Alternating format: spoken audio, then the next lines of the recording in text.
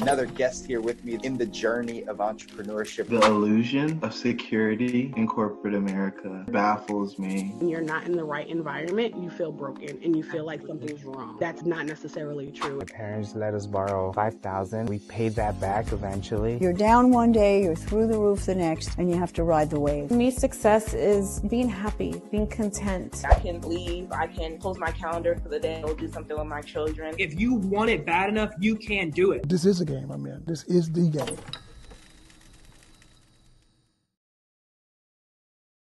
All right, everybody. Welcome back to another episode of the Jobs to Journey podcast.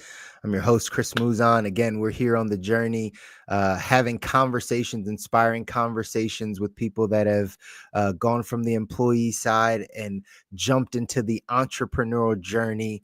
As always, feel free to follow us on the Jobs to Journey podcast on TikTok. Follow our page, and then obviously we're here live for you guys on LinkedIn and on YouTube.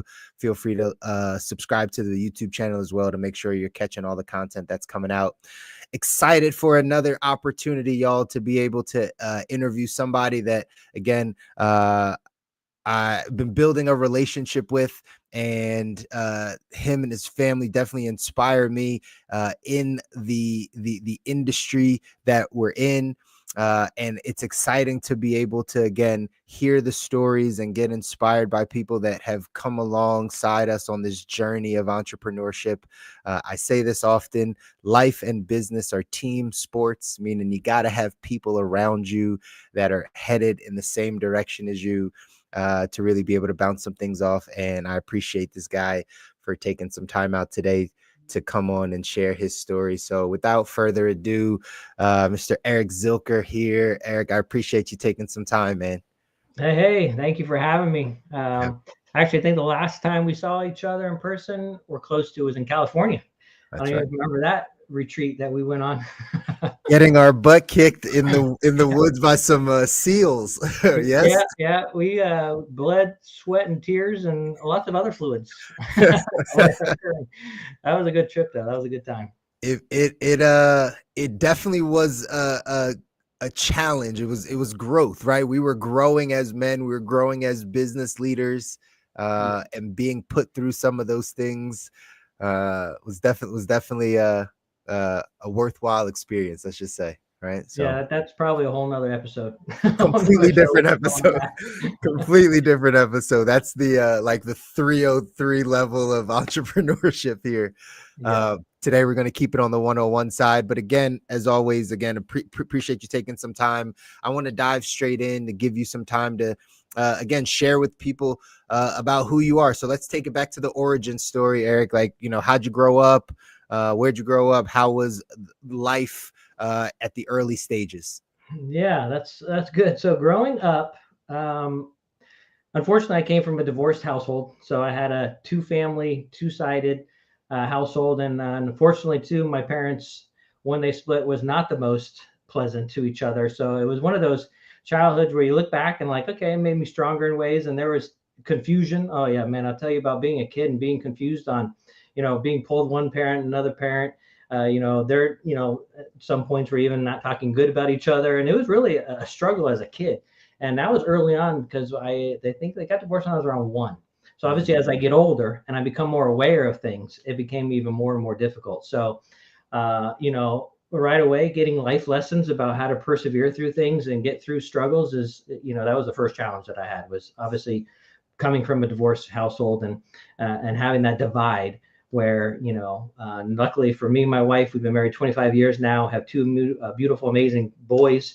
And, not that I regret or that I, think badly of my parents because of what happened. It's just, I'm glad I was able to put in a different situation than I was on with my kids. So that's where I kind of got started. I grew up in California, in the Bay Area, all over. So again, being from a divorced family, I lived in probably 4 different states through elementary school through high school, and about 9 different schools. Wow. So another little struggle to get through, because, when you go into a new school, and I've had to be that kid where you go into the middle of the year to a new school, in a new city, in a new state, the school year's already started. Everyone already has their groups and their friends, and there I am getting thrown in the middle of the class. And that presents another little challenge, especially as a 10-year-old and a 9-year-old, and as you're again trying to find yourself. Here you are trying to find yourself in the mix and the turmoil of the cliques of school. So again, childhood, grew up in that area of California, Connecticut, Virginia, so kind of all over. Wow.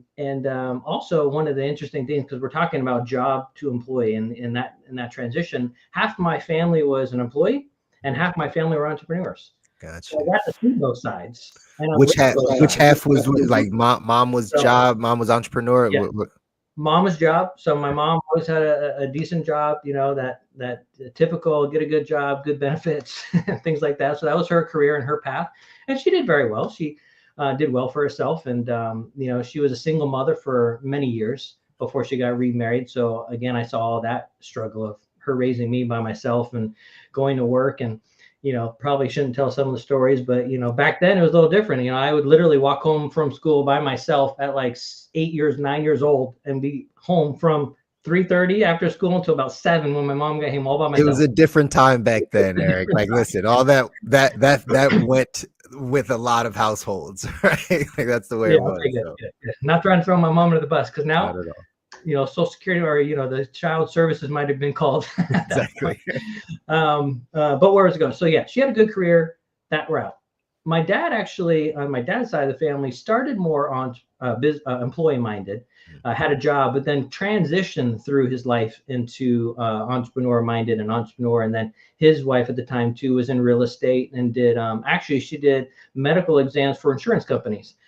So again, it was not fully, it was kind of in between, because she made her own hours and she had her own stuff, but she still had to report to a boss and things. But and then my uncles ran business. He still ran a very successful business for home ownership and remodeling and building of houses since he was out of high school. And he just started doing small little project work for someone and then turned into a big old empire that he has out in California. So, and then I've had grandparents who've owned land and was in the real estate. So I've had it all. And I've had people work in hospitals and aunts and uncles who had a career. So again, I've really had a divide and seen both sides of being an entrepreneur and being an employee. That's huge, man. And I'll double click on a couple of those things because, for people that are listening, a lot of times as they're, transitioning into the entrepreneur life or thinking about the entrepreneur side of things, it really starts with like the foundations, like what we saw at home or what messaging or programming we got at home. And to hear that, the home wasn't, the greatest for you. And you're picking up some of these things and you're seeing some arguments and some fights and all that type of stuff. And then still being able to now where you are now, right? Being able to transition into full entrepreneurship. And it's never about where we start, right? It's never about that. And it doesn't matter our background. It doesn't matter kind of how you grew up. A lot of the people we have on this podcast, they don't grow up with a silver spoon in their mouth or come from a bunch of money. That's normally not the way it works. It's that we have like real family issues, right? Traumas, things that happen, and it builds something in us to be able to be successful. And I think you even seeing that as a young child helps you build the resilience that you need to be an entrepreneur, Yeah. And definitely didn't have an easy childhood. Didn't come from money directly between my parents. My uncle did very well for himself and my grandparents with all the real estate stuff. But other than that, they've had to pave their own way too. Self-made. Really.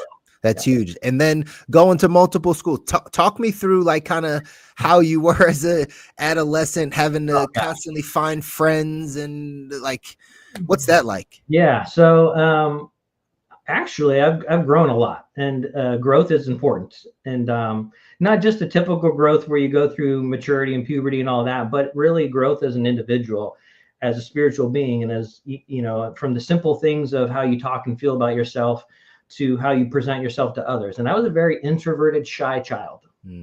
And I think that came from the confusion of that unstable household. Again, it's not a blame. It's not I'm responsible for my emotions 100% of the time, right? But I was very shy, was very introverted. And that really probably lasted all the way from my first days in school all the way through probably my junior year in high school when I finally started coming out of my shell. Wow. But being introverted, going into a new school without knowing anybody, especially at the times when I did go in the middle of the year, was very challenging. I wouldn't say I was really depressed about it. I was just lost. I pride myself on not being a super depressed kid, but I wasn't also that go-lucky. I wasn't the first to strike up conversations. Luckily, I had people, and I usually pulled in people who were friendly. And so they would come approach me at lunchtime. Hey, you want to come sit with us? And that's just how it started. So luckily, I didn't have to, being the introverted person, have to go out there and start going to table to table to table, like you see in movies sometimes. And they look at you like, and they kind of scoot over like, no, you're not. Seats taken. Seats taken. Seats taken. There's no one there. Luckily, I've had, at least for the most part, good experiences where someone came to me. And the teachers obviously know some of the situations, so they would always assign me a child to show me around. So I made my way pretty well, despite the circumstances and the cards I was dealt with. But it was a challenge, and I've had to learn to come out of my shell from junior year really onward, but then a whole nother level once I started running my own business. Because I do have, again, I've seen both sides from the outside and I've lived both sides. I've also had a job and went the 9-to-5 route. And now, obviously, in the last 13 years, I've been entrepreneur minded. But there's been jumps of growth every phase of my life, and that's important. You have to find those jumps of bettering yourself, finding ways to improve on yourself, and gaining that new knowledge or new skill or whatever you need to for yourself to grow. Because I've learned that if I want to have different outcomes, I have to change somewhere inside. And what Albert Einstein, someone said, you can't solve a problem with the same thinking, right? So if you have the same mentality thinking, you're going to come up with the same answers over and over and over. So again, if I want a different result, I got to change the way I'm thinking. I got to change the way I'm doing things. So I've had to learn that from an early age, and it's helped me in business. That's huge. And again, these are things that I hope help other entrepreneurs or people that are thinking about becoming an entrepreneur really solidify, like, what do you need to do? You need to be able to change your thinking. You need to be able to grow. The person you are today is not going to be the person that makes $20 million right down the line. You got to be a different person. And so you just kind of learning how to do that is incredibly important. When did you pick up your work ethic? Like, you're in school, you're changing all these things, did you gravitate more towards dad, gravitate more towards mom? Did you start working early? Like, tell me about your work life. I did. I started working early, and again, going back to not having the great household, I got a job so I can get out of the house. I got a job. So partly it was a little bit of work ethic from my dad and stepmom, because they were running a business. Like, I was mowing lawns when I was young.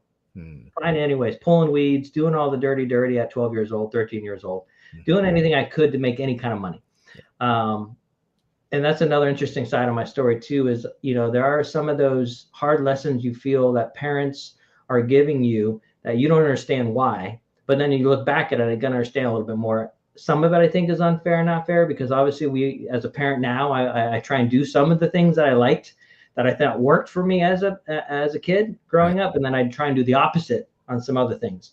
But I was also very early on, since I didn't come from money, and seeing that my dad was an entrepreneur and self-employed and 1099 because of real estate, and then he was doing MLM things and he was doing all this other stuff, that there were times when they struggled with money. There's times when you're eating out at, lobster and steak, and there are times you're having peanut butter and jelly sandwiches as a kid. And, back then when you're a kid, you don't really understand what's going on. You're just like, okay, we're eating that now. But obviously it was good months, bad months, right? That roller coaster that entrepreneurs go through it, before they get that stable business rolling. But early on, I was also showed, and then I need to start making money for myself. And I started paying for my own car insurance as soon as I got my own car. Wow. Right. I started paying for certain things because I knew at some points my parents were struggling. Right. My stepmom and dad. And then there are times when I think it was maybe now a little life lesson. I started paying my bills at 18. I was paying bills. Wow. Right. So I got that mentality. What was the first job though? What was the first job? Besides the lawns and all that stuff, I worked at Togo's, which is a sandwich place in California. It's equivalent to a Subway. And I started sweeping floors, and then my next major job was at a fitness club. How old were you when you hit Togo's? 15. 15. So 15. And a summer job, 15 years old. And again, like I said, I started mowing lawns and all that at 12. Yeah. But 15 years old, Togos. And then at 16, I was at the fitness club. Oh, actually, I take that back. In between there and the fitness club, I did like catering for weddings. I knew a family that worked at a deli. They owned a deli, but they also did catering. Gotcha. So I was at 16 years old at weddings, catering, serving food, cooking chicken or whatever. And then I went into the fitness club where I worked for quite a bit of time through my high school years. That's huge. And then it was just finding jobs where I could. And the fitness club that was a fun job as a high schooler. I mean, sure. But this is huge though. Membership. I mean, listen, this is such a huge point, Eric, because again, most people, you need work ethic to be a successful entrepreneur, right? You need tremendous amounts of work ethic. And there's this myth out there. I think I've said this on previous episodes, but there's a myth out there that like the people that are entrepreneurs are just bad workers. They just can't work for anybody. So they rather just work for themselves.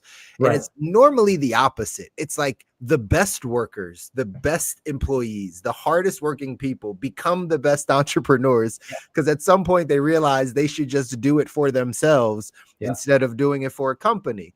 Right. And so you often hear this story of the entrepreneurs now, they had multiple jobs. They worked when they were 12, 13, 14, 15, constantly doing it. And this next generation and some of the people that are kind of coming into entrepreneurship now are the opposite. They're like, oh, I've never lasted at a job. I've only had 2 jobs in my life. I know. And it's like, yeah, you probably have a work ethic thing that we need to work out right before we do it. So it's refreshing to hear because I don't think, again, it's a bad thing to test out a lot of different things and know that you want to make money and know that you want to be able to work. I think it's smart, you know? Yeah. It's huge. Yeah, exactly. And part of then my journey on from that, which is a couple points, is then I worked at a medical center. I did various other things in between. I worked at charity groups and churches and done thus. But then I had my next major job was at a medical center. No background in medical. I just did marketing. So I learned a lot about marketing stuff. And that's really where I started getting broken down of like, okay, maybe being an employee isn't for me. Maybe I need to take a look at this entrepreneur route. What specifically, like if you remember, if you think back, like what specifically was it? 2 things. Because actually my wife and I, we've been married 25 years and we've worked together for about 18 years in various places. So we worked together at this medical clinic. So 2 different stories about being an employee. We love this medical clinic. We know the owners very well. We used to babysit their kids. So there's nothing wrong with the medical clinic. And there's nothing wrong with people who do have a job, by the way. So when we talk about being an entrepreneur, it's not that we're frowning upon having a job. It's just some people maybe aren't employable anymore. All right. So it's okay. I love that job. It was good for what it was. It got me to the next level financially. It was a great place to work. They had a great product. They were very holistic, chiropractic physical therapy office. So I loved the product. That's one thing I suggest too, is even if you do have a job, you better love your product. You better love what it is that you're doing because you are going to be working a lot of hours and might not be getting paid what you want to get paid and all those struggles. So if you at least love it, it makes it a little bit better. Sure. But for me, what changed was one time specifically was when my boys were maybe 8 and 6 at the time when I was working there. I mean, they worked there for quite a bit, but this is about towards the end. I think they were 8 and 6. My younger son got ill. He was at school. And, you get that call from the nurse. Hey, your son's here. He's not feeling well. He's got a little fever. Can you come pick him up? And so I'm like, yeah, of course. Me instantly, I'm like, I'm a parent first. Anyone.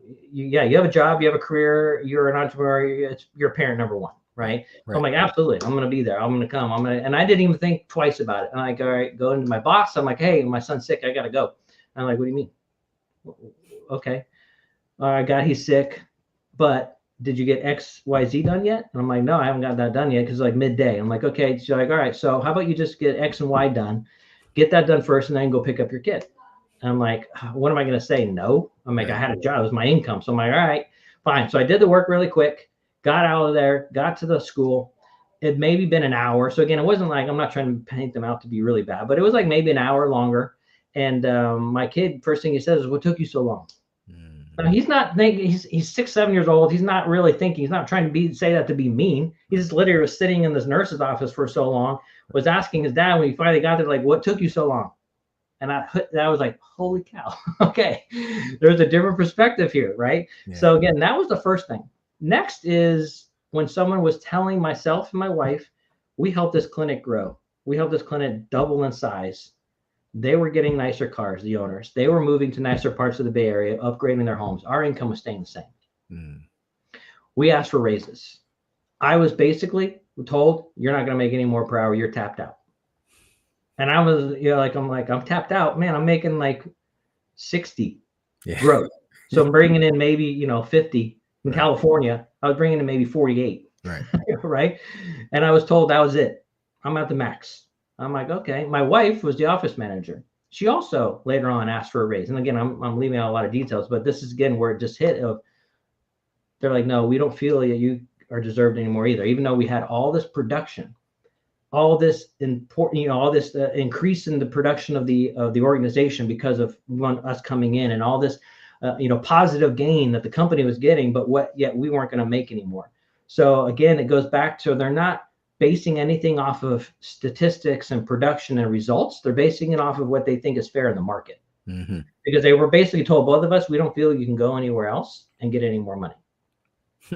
I'm like, okay, this is interesting, because again, if you're struggling financially, which we were, living in California, making about 115,000 combined income is struggling in California. And that was still, 10, 12, 13, 14 years ago, but you're still struggling.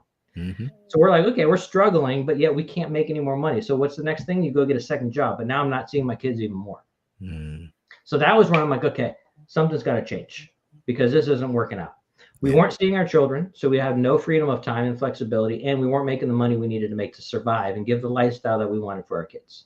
So those were two kind of major things, because you got to remember, a company is not going to pay you what you're worth necessarily. They're going to pay the position. They're not going to pay the person. They're going to pay the position. So I didn't want to be told how much I was worth anymore. It's huge. That's huge, man. And I appreciate you sharing that, because I have a similar story, right? A lot of entrepreneurs, right? You kind of have this light bulb moment where you're like, oh, this is how it works. Like, this is how jobs work. This is how corporate America works. This is how being employed works. And those two things that you said, right? Most people are looking for more time and more money. Time to be able to go pick up your son from school when he's sick. Like, I just need the time to go do it. The finances, the resources to be able to, live the life that you want. That's what most people, and that's where people get stuck at, and again, eventually have the light bulb moment at their job is like, I need to get both of these. I need to get time free. I need to get financially independent. Like, I need to make money. And so I used to work at the Cheesecake Factory. And by the way, before I go into that story, how old were you when the light bulb went off? Like, when this moment happened? Mid-30s? Mid-30s? Mid-30s. So I mean, I should have done it earlier, but listen, whenever it happens, we work with people in their 50s that it doesn't go off until that time, right? Most people don't make their first million self-made in their late 40s and 50s. So that's right. So never too late. For me, it happened earlier. I was mid-20s, right? So fresh out of school, got my culinary degree, got a degree in food service management, started working in like kind of corporate restaurants, and landed at the Cheesecake Factory, and was the go-to manager, worked really hard, right? Always, A's or whatever, 10s on the progress report with, in the management world, doing all the stuff. And I remember having a conversation one year at the little progress report, whatever it's called, annual review type of thing. It's my general manager, my kitchen manager, the area director, all going over all the stuff, all stellar, all good marks. And I'm like, all right, like, when can I get this raise? Same thing. They're just like, man, there's no raise. Like, you're kind of tapped out on this side. Your next move is like general manager. And I'm like, okay, well, how do I get there? It's like, oh, well, so-and-so has to leave. And if you move to this location, then you can. And I'm, 24 years old, like, oh, I'm not going through this ever again. Like this, I have to ask for money. I have to ask you to like make sure my life is good. And that's when my light bulb went off. Oh, good. On top of that, too, they're telling you got to knock someone else off. That's right. And that's what you're thinking, like, well, shoot, I mean, someone might knock me off. That's right. And I think it's funny because when you talk about, business ownership and entrepreneurship and some of the, the platforms out there, and we talk about corporate America, some people think corporate America is a perfect structured company. Right. And, not to throw anything, bad out there, but, we hear about MLMs and we hear about, oh, they're such like a pyramid. You're making, all this money off of people. Right. Well, wait a minute. Isn't your job doing the same thing? There's someone at the top who's making most of the money, and it trickles down to some managers who make a little bit more money, then a little bit more money to the next managers, and then it's all the worker bees who are making nothing. That's right. That's the same concept. And again, like you said, in order to get to the next level, you got to bump someone off. That's right. Like that's not, that to me does not sound fair. And you'll never be the CEO. Like 0.0001% of people go from working to being the CEO of that company. Exactly. So you can't even make it to the top, even if you wanted to in that structure. But again, the light bulb's got to go off for people, Eric. Like people have to see like, okay, this structure, this place that I'm in this employee world is not going to get me and my family to where we want to go. And now it's just about shifting the mindset to be able to actually transition and really do the stuff. So after you have that light bulb moment and you guys are seeing like, all right, this office is not going to really take care of us in the way that we need to. What were your next steps? What were your next thoughts? We were trying to sell pasta sauce. We were thinking of anything we could do. And I joke about that kind of, but I'm half joking. Like we literally were trying to find something. My wife looked at getting the real estate, and then we found out like there are more homes for sale. There are more real estate agents for sale than there are homes. Real estate agents that are licensed than homes. We're like, okay, that doesn't seem like that totally works out. And then we found the finance industry. Right. And so the rest is history after that. And, again, not to getting too specific on that, but we just found another thing that we could use because we got help with our finances personally first. Mm-hmm. And then my wife was like, wait a minute, we've been looking for something. How can we do this ourselves? Went through all the state licensing, went through that, and then the rest is history. And, she actually started this, our business that we have first. And I jumped on later because I tell you, again, you're seeing a little bit more of a polished version of myself looking back at entrepreneur versus employee, but there was a struggle for me to switch from being an employee to an entrepreneur. Talk about it. She took that quickly. Oh, my struggle? Yeah. First and foremost was, again, a misconception now that I've seen both sides is, a job, you've got a safe, secure paycheck. Mm-hmm. And that was my very first hurdle I had to overcome in order to go from that switch. And I'll talk about that in a second too. But another one that people do commonly have a struggle with that I've seen is obviously when you're an employee, you're given work. When you're an entrepreneur, you have to make your work. And I think people struggle with that. Like when you're at work, you know what you're supposed to do because you're told, okay, go do ABC. And there's not a whole lot of thought process to it. When you're an entrepreneur and you start your own business, you're like, you're sitting there and like, all right, what's next? And you got to come up with it. All right. And some people struggle with that. My wife and I didn't fully struggle with that because of all the other companies and businesses we've been part of. We're always very, like you said, work ethic, good workers. It's like and some employees is like, oh, I did a task and now I'm just going to sit here and scroll on my phone because no one told me what to do yet or next. I haven't been told what to do B yet. Right. Where me, I'd finish A. I'm like, all right, well, what's next? And I go find something else to do. Yeah. And then, of course, all my employers love that because I'm keeping myself busy all the time. So I'm actually valuable. That's right. So again, I'll get back to my struggle, but that's another struggle I wanted to bring about is people with having a job, you have to be okay with creating work because when you're an entrepreneur, you have to create it. You have to create your day-to-day work. You have to create your tasks. You have to create it. You have to create the job. You have to create the whole thing. When you're an employee, it's given to you. It's a little easier.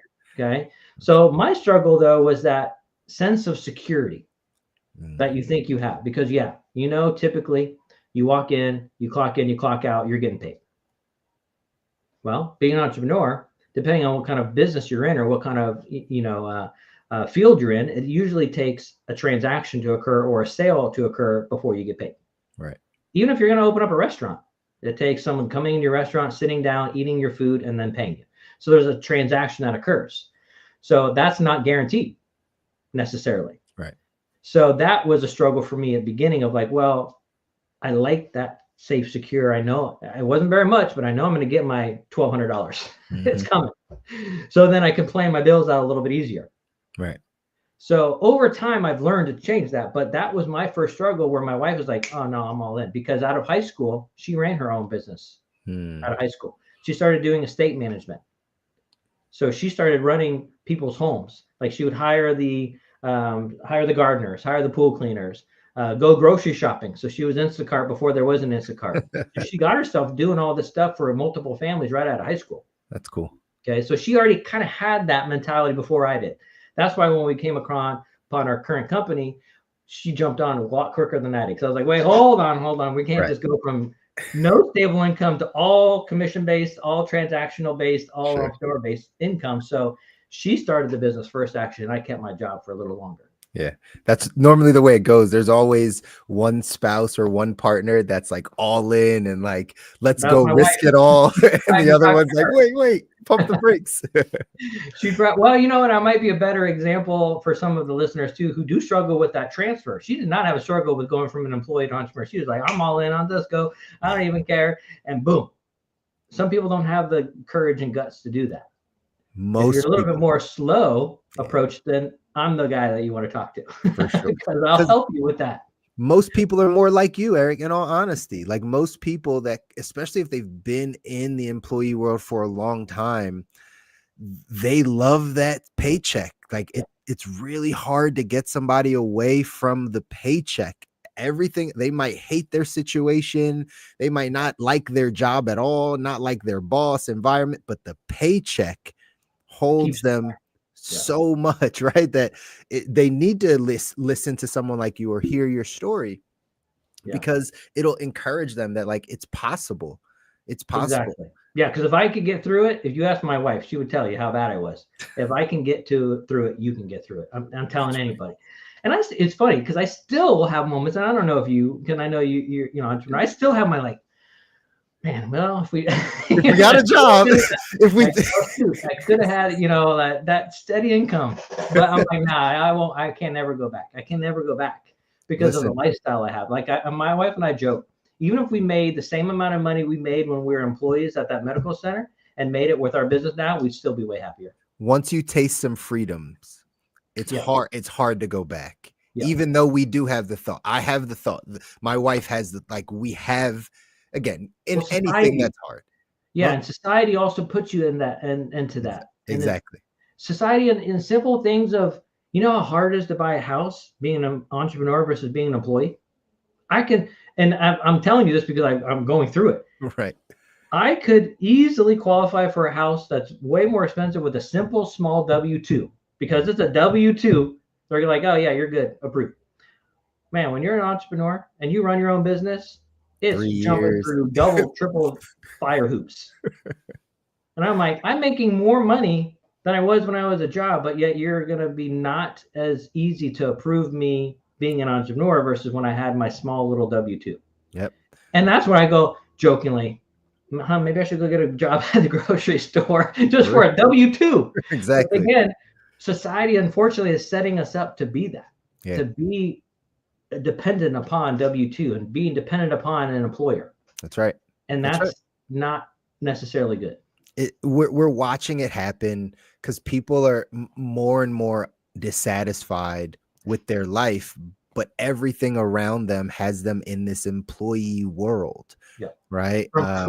Starting from school. Like we have these conversations a bunch, Eric, but we talk to people and it's just like you can't manage your time as an adult because your time's been managed since you went to school, right? The only reason you woke up is because the school bus was coming or you're going to be late to class and you get in trouble. Right, exactly. And there's a consequence to it. And then you step out into becoming an employee. And the only reason you woke up that day is because you had to go to work. Because if you didn't, you'd get fired and then you wouldn't have a paycheck. But that's why on the weekends you sleep in for as long as possible because you don't have to manage your time ever again, right? Because someone else manages it for you. And you watch these traits just kind of permeate in people's lives over and over again. And then they're so dissatisfied and they're like, man, I really want this time freedom. I really want, and they don't have the mindset to say, well, I need to let go of some of these things and learn how to manage my time, learn how to, kind of come to this other side. But again, it's a struggle for everybody. And I'm glad you said that because for not everyone, but the majority of people, it's a struggle to kind of come over into this side. So it's good to hear. It's good to hear that, again, other people have had those thoughts and have struggled through the process. Good. So I'm not the only one, and anyone who's thinking about it, you're not the only one. Exactly. We're all been there. And, you know, one thing that's helped me get through that is thinking, because you keep bringing up the word freedom, and I've used the word freedom, and I talk about freedom a lot with my agents when I'm training them, or I'm helping someone come to the entrepreneur side, and talking about the freedom of time and the freedom of money. Freedom is a big word. And it's sometimes even talked about, you know, there is no freedom without some sacrifice or without some struggle. Sure. That's true, because there are no freedoms without barriers. Period. You know, there's going to be some barriers. There has to be some barriers, because if there's no barriers, there's no feeling of freedom. That's right. There's no sense of freedom, because you don't know what you're free from. It's kind of like if you and I played a game, right? What you play basketball, football? Yeah, basketball. Basketball. Okay, let's say you and I are going to play one-on-one. Okay, and that's a game. It's fun. It's supposed to be fun. We're supposed to be a winner. But let's say I literally, every time you got the ball, I just stood there with my hands in my pockets and let you just go and shoot layups, shoot a score, and do nothing to stop you. Would that be much of a game for you? Yeah, no, it wouldn't be much of a game. You don't even feel like you're free. Yeah. You're like, bro, this is boring. This is dumb. So there's got to be some contest. There's got to be some fight back. There's got to be some barriers in order to have that freedom of being able to play basketball. Because you don't even feel like you're playing basketball if I'm literally just letting you shoot and score. That's good. Business and life, same thing. You got to expect too, when you make a transition to entrepreneurship, that there's a lot of freedoms on the other side, 100%. But there's going to be some barriers along the way. There's going to be some barriers you got to get through to feel that freedom, because all the barriers we've gone through makes that freedom feel like freedom. That's right. It makes it feel so much better. It makes it so much worth it. Again, if this path was easy, one, everyone would be doing it. Two, it wouldn't feel as good. It wouldn't feel like I actually am free from anything, because there was no struggle. Yeah. We wouldn't even watch movies without barriers or struggle. Imagine watching a movie where everything good happens and there was no, you know, protagonist, antagonist. There was no antagonist. There's nothing bad that ever occurred. But if you think about it, every superhero gets beat up really bad right before they have the final fight and they win. But they get beat up really bad first, because you feel for them. Yeah. That's life. So that's good. business. That's entrepreneurship. You're That's going to so have those struggles. So all I'm saying is, when you're making that transition, one, expect it, be okay with it, and want it. That's so good. That's so good, man. Embrace that pain. That's I know so it's hard to say that, because I've been through the pain. There's times where we've been crying and struggling and arguing with my wife for no reason because of the struggles in business and finance. I'm not saying it's always pretty, but you got to get through it. That's it. And then, you know, you've probably heard, and I've heard that, you know, enjoy the journey. That's right. Sorry, that's perfect, man. You're preaching, because I believe in it. And again, people need to hear it. I hold a morning mindset call on Monday, Wednesday, Fridays. And this morning specifically, we were talking about how obstacles help you build courage to go after your dreams. Right. If you don't have the obstacles, you don't have the adversities, you actually don't build the character you need to go build the life you want. And when we're always trying to take the easy route or wish away the problems or try to go the path of least resistance, you actually are doing yourself a disservice, because you're not able to grow in the areas you need to grow. And it takes tremendous amount of mental toughness, emotional intelligence, character building to be a successful entrepreneur, to handle the ups and downs of life and business and continue to move forward. That's what's required. And so many people go the other direction because of society, because of the masses. Just take it easy, comfortable. I just want to, like, you know, we're in this like kind of, let's stay passive and just try to skate through life with the least amount of resistance. And it's the exact opposite. Yeah, exactly. Right. Exactly. There's a saying I like. It says, "A smooth sea does not make a master sailor." I mean, again, if you think about it, if you don't have any challenges and the water is just perfectly calm, you're just cruising along, I can sail that. And I know nothing about sailing. Right. It does not make a master sailor. You need the rough seas. Because imagine if I said, you know, hey, I got sailor A and sailor B. You get to choose who you're going to go sail with across the ocean. And I go, that dude has been through storms, hurricanes, whatnot, and he made it. And that dude just went across the lake over there. Who are you gonna pick? Taking the guy that's battle tested, storm tested, man. Exactly, man. Same thing. So again, like that just goes with what you said. You can't take the easy route because it's not as pleasant. It's huge. Really. It's huge. And again, for everybody that's listening, that again, you're in the process. A lot of this podcast is for people in the process of like, I know I want to, I'm trying to, I know I want to get out of this place, but I don't know how to do it on this side. It's really just these things that Eric and I are talking about, these mindset things, these willingness to go through adversity, the willingness to work, the willingness to just have some faith and kind of step out and be like, okay, I'm not sure, but I'm going to get uncomfortable, right? We hear these sayings all the time, right? Successful people are comfortable being uncomfortable. And so how uncomfortable are you making yourself on a daily basis? These, before having the perfect business idea or the perfect industry, which again, these things don't exist. It's really about who you are. It's your mindset. It's how you're operating. So it's good stuff, man. We're going to start to wrap up, but give some people some tips, Eric. Like if somebody is in that position and they're kind of just getting rolling, give them 2 or 3 things that they should be focused on or that they should be thinking about to help get them started on this journey of entrepreneurship. Sure. And hopefully, like I said, I've tried to give some of my tips throughout this entire thing. But another important thing is, you should have a mentorship a mentor when you go through this. And my wife and I have been blessed to have some really good ones and some really not good ones. And that's okay. And that happens.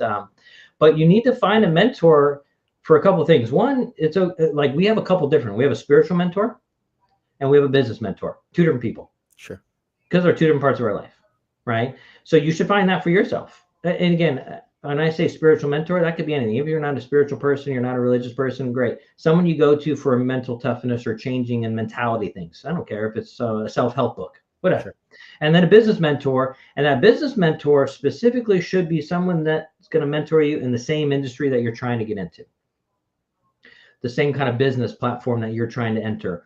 So again, if someone's trying to go from entrepreneur being, or, real estate agent, fine. Then find a mentor who's done it. Just find a mentor on the business side that's done what you're trying to do or is at where you're trying to get to.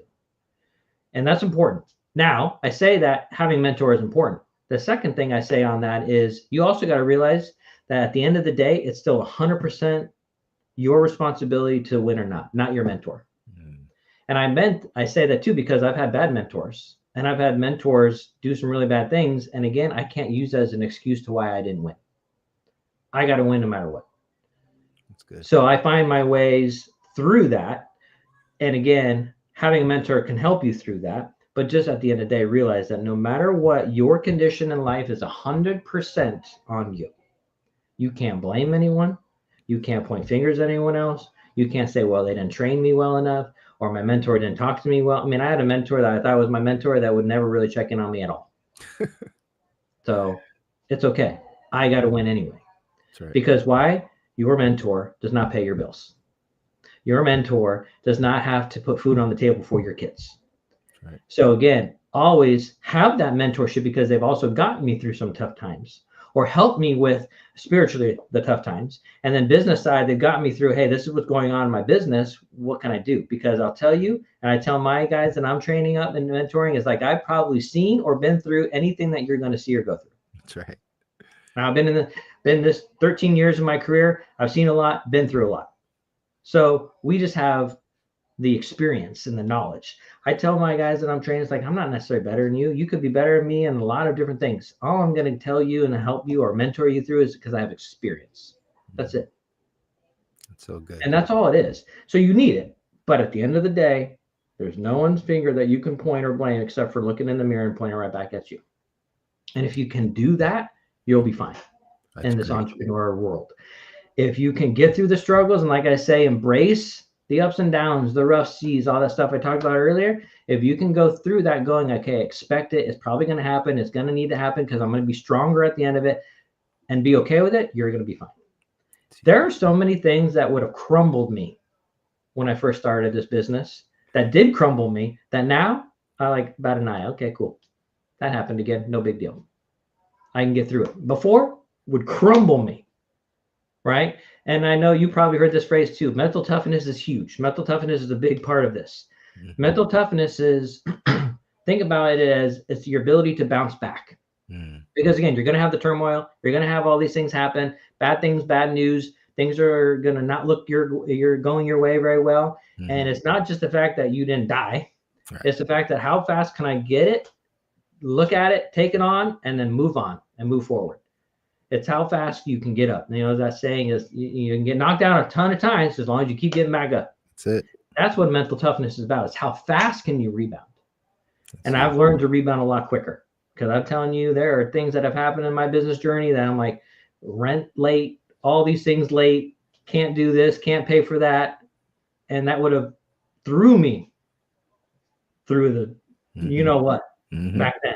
Now, well, now it doesn't really happen as much, but if something like that happened, I'm like, okay, cool, I can fix this. Why? Because I've been through it already. That's right. It's something that seems scary isn't as scary if you live through it. I know that sounds kind of weird, but it's true. If you've lived through something, I'm a cancer survivor. Awesome. Okay, I didn't even get into that side of my story. Yeah, I know. Mental toughness. I mean, that's all. And again, it's not that I'm like not afraid of cancer, and cancer still like, but the fact that I've lived through it, it's not as scary to me as maybe someone who's never lived through it. Sure. Right. So anything like that, any struggle you live through, if you've ever been late on your payments or a mortgage or a rent or a car payment, and you live through it because you fixed the problem, if it ever comes up again, you're like, oh, I can fix it again. That's right.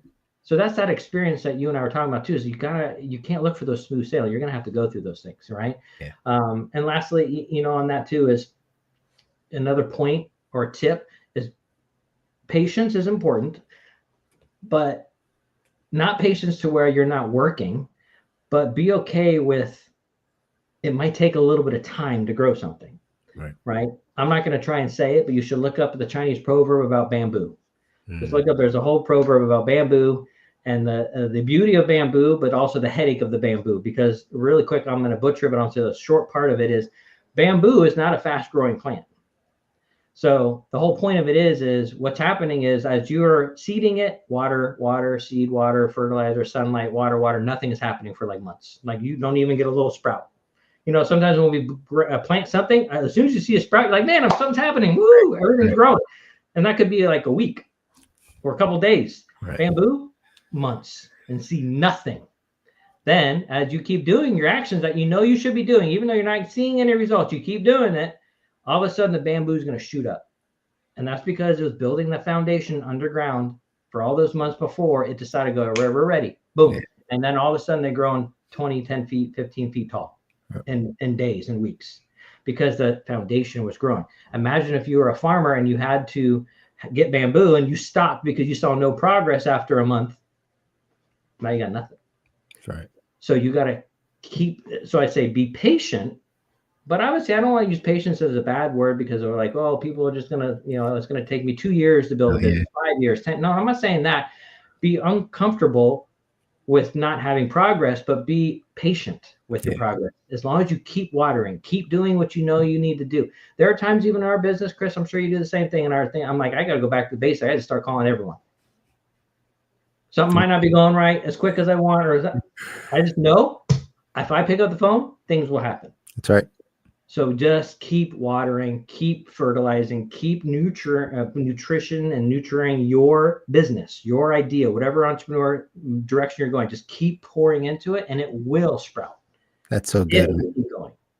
That's so good. That's so good. I've said it this way: be very aggressive with your activity and be very patient with your results. I love that. That's how. Right. It's a matter of like, yes, because you're right. When we say be patient, it's like, oh, well, I made 2 calls today. Yeah. That's not that type of patient, right? It's if you're very aggressive with your activity, you are constantly doing things daily, and then you become very patient with the result because you don't know how long that bamboo takes to really sprout. You just got to keep watering and keep doing it. And that's, again, a great message for entrepreneurs and people that are transitioning, because you even said it earlier, right? You have to create work. So it's not like work is given to you. You have to create it.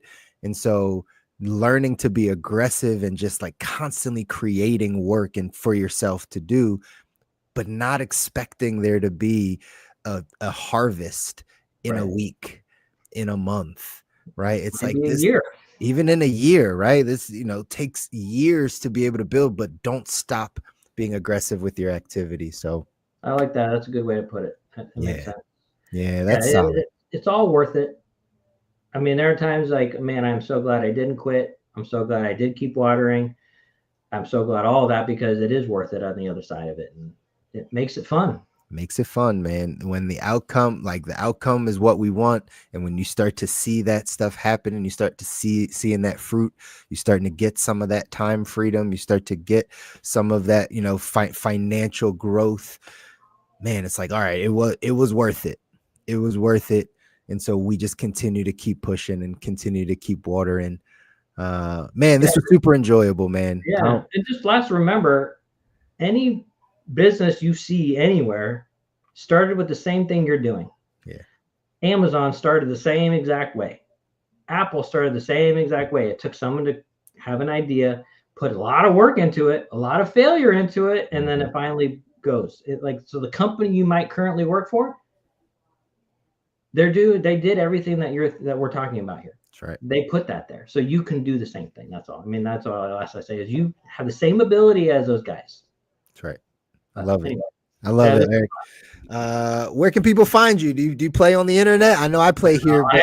I don't. I mean, yeah, sure. I have a Facebook and I have an Instagram. I don't even know my, I think it's eRockEZ is my Instagram, but I just have family stuff on there. There's some business stuff on. It's funny. I use Facebook a little bit for business stuff that I post and things like that. And then Instagram is all family. Gotcha. It's all playtime and family and kids and, my, yeah. That's a whole kids, man.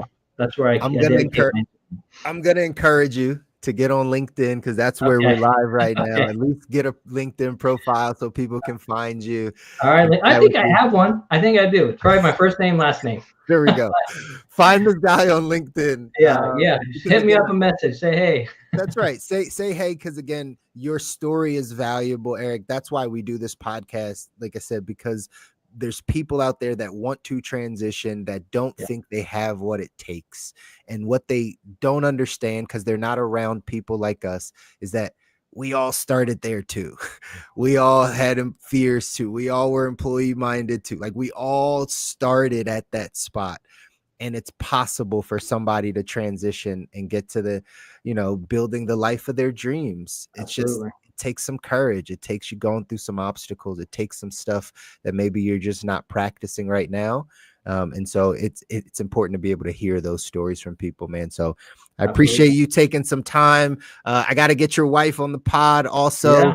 She's a beast in her own right? You guys together as a team are growing something amazing. And like I said in the beginning, man, it's super inspiring, and I'm excited to be alongside you guys on the journey and continuing to build this friendship, man. All right. Absolutely. I appreciate you, and I appreciate what you're doing for everyone. And this is a great opportunity for people to learn. And I appreciate that. And thank you for having me on. And yeah, let's keep moving and building together and having fun and going out and sweating in the woods and doing some more stuff like that. Yeah.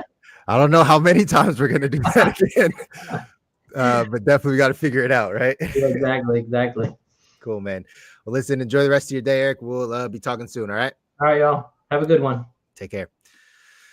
Man, you got a chance to hear from another inspiring story of somebody going from that employee world to the entrepreneur world, man. So many things that Eric just shared with you. I hope you take them in. I hope you took some notes. If not, revisit this episode, come back around, check us out on TikTok, or rewatch this here on LinkedIn or YouTube. But man, some things that he said, right? I didn't even get a chance to mention this when he was talking, but the difference between being an entrepreneur and an intrapreneur, right? I used to have a podcast called the Perspective Podcast where we talked about intrapreneur versus entrepreneur. The intrapreneur is somebody that inside of their job works like an entrepreneur. They don't just just do what they're told and then go home.